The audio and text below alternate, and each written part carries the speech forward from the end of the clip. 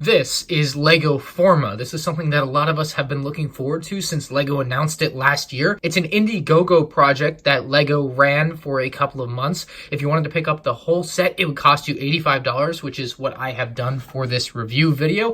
It includes the koi, which is the main kit that comes with all the pieces to build the stand, which we'll take a look at momentarily. You can see it's presented nicely in a very nice white box. The backside is completely blank, void of any information of what may be contained inside, which I find odd, but since this never hit retail shelves, you didn't really have to worry about showing off the product too much. You were really selling it on the IndieGoGo campaign. The 3 skins that I bought with this, we have the ink koi skin. I think the skins came out to like $15 each or something close to that. The splash koi skin, which a lot of people like, but it is a little bit colorful. And of course, the shark skin, which some people will really like, myself included, I think. But that being said, I'm going to go over there and build this. And then once that's done, we'll be taking a look at this thing in the flesh. I'm kind of excited to see what we have here. So, LEGO Forma. Let's see. And here is our completed model. This is the regular koi model. Of course, you can swap out the skins, which we might do here in a moment, to go ahead and give you guys an idea of how difficult that is to do, which I fear might be more difficult than you might think. The skin itself is made of a pretty high quality, tough paper material. It's not quite regular paper. It's like a plasticky paper, so it's not going to tear as easily as regular paper. And you're also not going to really have to worry about ruining it by getting it wet. Of course, it probably would still be flammable, so I would be careful with that. But other than that, it's like typical paper that you shouldn't have to worry about getting wet or tearing, which is nice on something like this, obviously, where you can swap out the skins and you're going to be moving around and putting in a position where you could potentially tear it, which is a little bit of a worry for me, even though they do use this tougher material. Now, the main feature of this set, obviously, is that it can move like a fish. It has this function down here. You basically have an exposed gearbox there. You can kind of get an idea of the inner workings of that if you want to pause the video and take a closer look and try to work that out for yourself. It's a pretty simple to build gear area. Like, it's not entirely impossible if you're, I don't know, 10 years old to put that one together. And if you want to run it, really all you have to do is, you can only spin it one way. So if you spin it right or clockwise, it's not going to do anything, which is weird to me. I don't know why it doesn't do anything. Just by the nature of its design, it doesn't. But if you spin it counterclockwise, it's going to begin to move the fish. So if you go about, I don't know, rotation per second, you're going to get a pretty good fish motion. It's going to be pretty smooth. You could potentially hook up a motor to this and have it do it on its own. You would probably have to step down the gears, I believe is the term, to make this work at a reasonable pace. Otherwise, it'd just be like a regular Lego motor is just going to be going way too fast. Like, you're not gonna have a great time with that. But you could potentially attach a motor to it and have a good time with an autonomous Lego koi. I think the big takeaway with this one is that it looks like a fish. It really does. They did a great job of actually getting a fish shape thanks to the skin. And there is potential that they could release more skins in the future, although given the limited release of this original wave, unless they release more Lego Forma base kits, I don't expect them to release more skins to attach onto it. That being said, let's go ahead and take a closer look at this skin. You can see it's got some nice fish scales. Obviously, there are gaps that open and close as it moves. It has to have room to breathe. Otherwise, they would rub up on each other, tear. They would kind of interfere with each other as it moved. So they did a great job of minimizing the gaps, yet they are still there. You can try to find an optimal angle to put this at that kind of minimizes what you see on display, which maybe right about, we have to go all the way back around.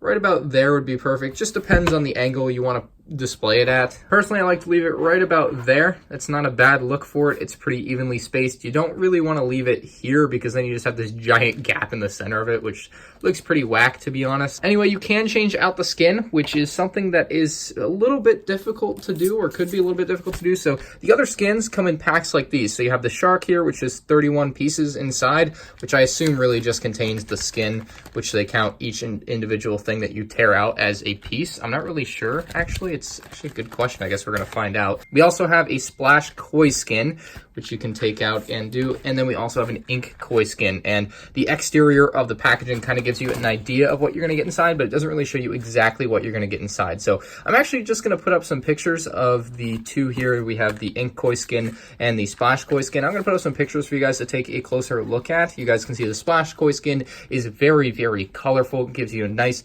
breath of creativity for your day, as the Lego Forma people people would put it. And, you know, I think it does look really nice. It's nice and colorful, gives a little bit of a change up from the other skins. The rest of the skins are much more dull in color, so the Splash Koi skin kind of gives you the direct opposite of all of that. Of course, the Ink Koi skin is a very black and white, very neutral, could really fit in anywhere in the house type of skin.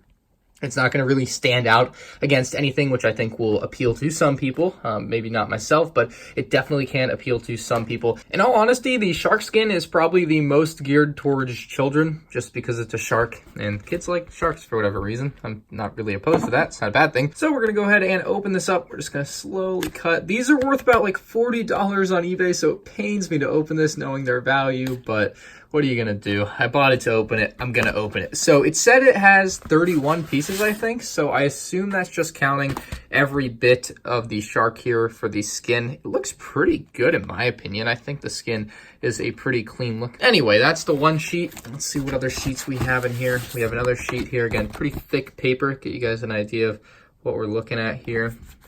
Pretty high quality. This in here just has a little thickness to it. And again, I don't know how it's 31 pieces. Oh, so the individual skins also include more of these pegs. So you can actually just use this bag of pegs instead of taking all those pegs off the other skin and then having to completely redo all of that. So that's actually a nice little feature that I didn't really expect. So I guess that's where the 31 pieces come from and not the individual slices of paper. And that is pretty much everything inside of that little cardboard package there for the shark skin.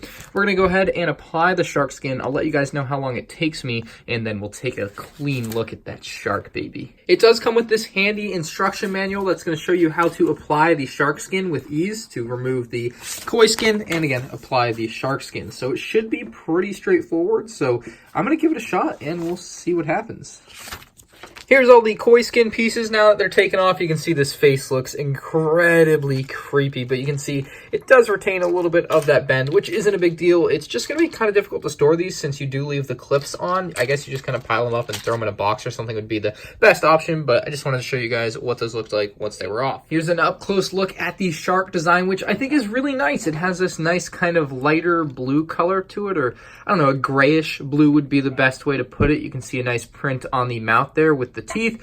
He also has the same eyes as the koi. Those just kind of remain there. It all clips in very nicely. Pretty easy to understand instructions, in my opinion. I didn't have any issues with it. Hopefully, if you guys have this set, you won't have any issues with changing it out either. The only difficult part about changing out the skins is these clips. They just are a pain to take off. They hurt my fingers a little bit, and maybe it's because I don't have long fingernails, so it's not very easy for me to like pick up under these, but it just was one of the issues I ran into. So if you don't have long fingernails, you might have a bit of trouble getting those off, but I'm sure you guys want to see how the shark moves. So here it is in motion. Pretty smooth looking. I love the fin on top. I think this one is going to be the one I'm going to stick with for display. I'm not sure exactly where I'm going to display this, but I think for people that like own a house or an apartment and you're not just displaying it in your bedroom, this would actually look pretty cool next to like an aquarium. I think that would be the best place for something like this shark skin. So was Lego Forma worth $85? That's a tough question to answer. The problem with that is the base model was like $45,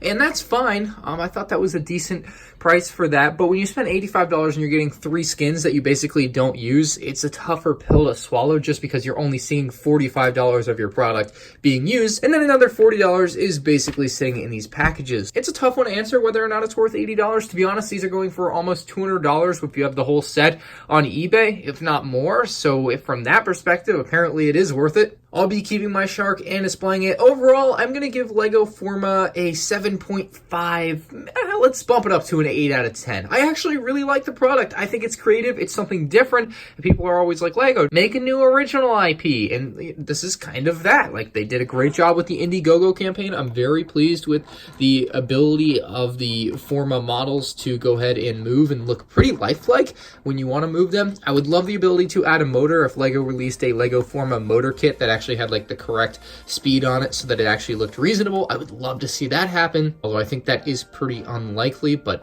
let me know what you guys think about the Lego Forma sets down below, or Lego Forma set and skins, I should say, down in the comments section below. Subscribe to the channel if you're new here, and leave a like on the video if you enjoyed my review of Lego Forma.